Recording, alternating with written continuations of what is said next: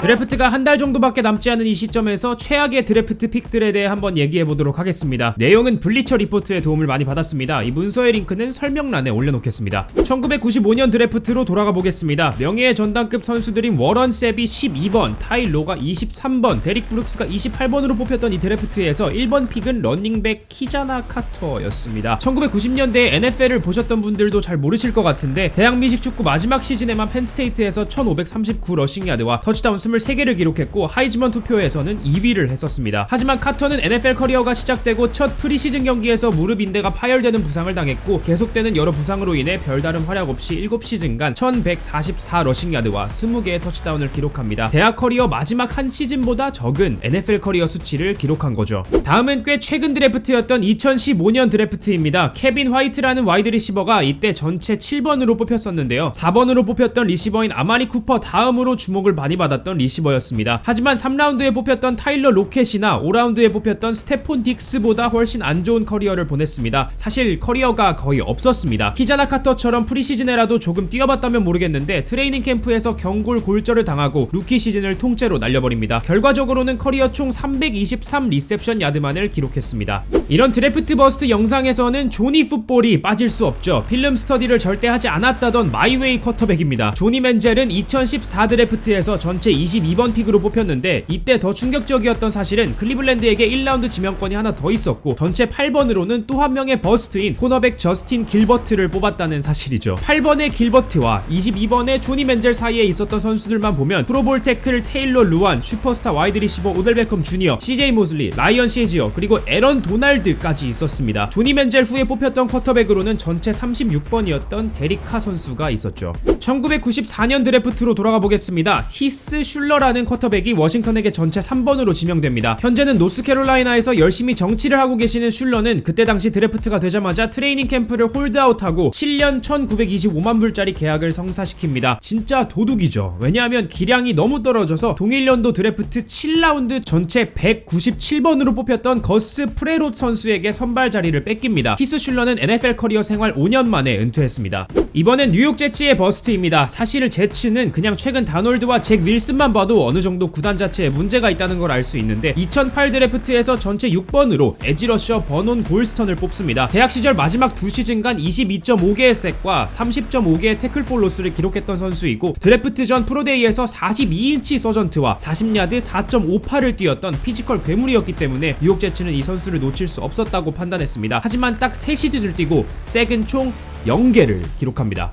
또다시 신시내티 벵갈스 선수입니다. 아킬리 스미스라는 쿼터백인데요. 마이너리그 야구 선수였다가 다시 풋볼판에 뛰어든 만큼 재능이 엄청난 선수였습니다. 스미스를 벵갈스는 전체 3번으로 데려갔죠. 페이튼 매닝이 나왔던 98 드래프트도 역대급 레전드 드래프트였지만 99 드래프트도 만만치 않았습니다. 러닝백 에저린 제임스, 코너백 챔프 베일리, 리키 윌리엄스, 토리 홀트, 컬 페퍼 등등 엄청난 선수들이 많이 나왔던 드래프트였습니다. 하지만 아킬리 스미스는 도노본 맥랩 바로 다음 순서에 지명되고 신시내티에서 4년간 22경기 밖에 뛰지 못했습니다. 커리어 총 패스 성공률은 46.6%밖에 되지 않았고 터치다운 5개에 인터셉션 13개를 기록하며 최악의 폼을 보여줬죠.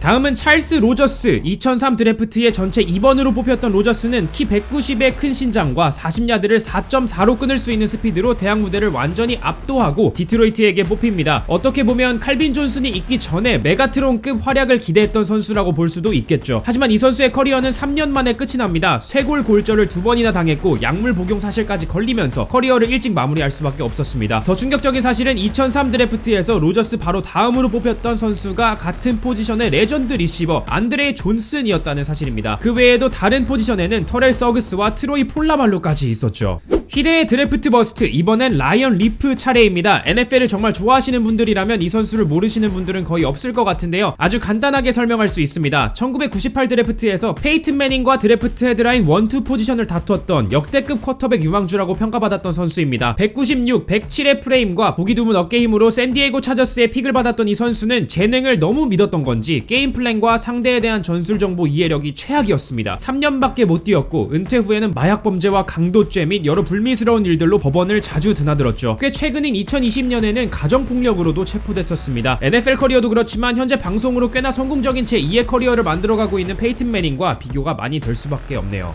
역사상 가장 충격이었던 쿼터백 드래프트 버스트를 말하라고 한다면 당연히 자마커스 러셀이 빠질 수 없죠. 아니 아마 NFL 역사상 최악의 드래프트 픽을 뽑으라고 해도 자마커스 러셀 이야기를 하실 분들이 많을 거라고 예상되는데요. 2007 드래프트에서 전체 1번으로 오클랜드 레이더스에게 뽑혔던 러셀은 고작 3년을 뛰고 NFL에서 사라집니다. 라이언 리프보다 대단했던 피지컬 프레임인 197에 120kg로 NFL에 등장했던 신인은 루키 계약 협상에서부터 삐끗거렸습니다. 결국 6,800만 불짜리 계약을 성사시키긴 했지만 루키 시즌에 선발 출전할 기회를 거의 다 날리면서 단 한 경기만 선발 출전할 수 있었죠. 그 후 2년간 대부분의 레이더스 경기에 선발 쿼터백으로 나오긴 했는데 별다른 활약 없이 사라집니다. 특히 2009 시즌에는 출전했던 12경기에서 터치다운은 단 3개 그리고 인터셉션을 11개나 던졌습니다. 루키 계약에서 개런티 금액만 3,150만 불이었으니 지금 보면 러셀은 드래프트 버스트이자 엄청난 먹튀였네요. 2007 드래프트 또한 레전드 드래프트였습니다. 러셀 바로 다음으로 뽑혔던 선수가 칼빈 존슨, 바로 다음이 조 토마스, 그 후에는 에이드리언 피터슨, 패트릭 윌리스, 마션 린치, 데럴 리비스, 드웨인 보, 조 스테일리, 에릭 웨들, 시드니 라이스, 라마 우들리, 스티브 스미스 등등 엄청난 선수들이 많이 나왔던 드래프트였습니다. 이 중 1번이 자마커스 러셀이었던 거죠.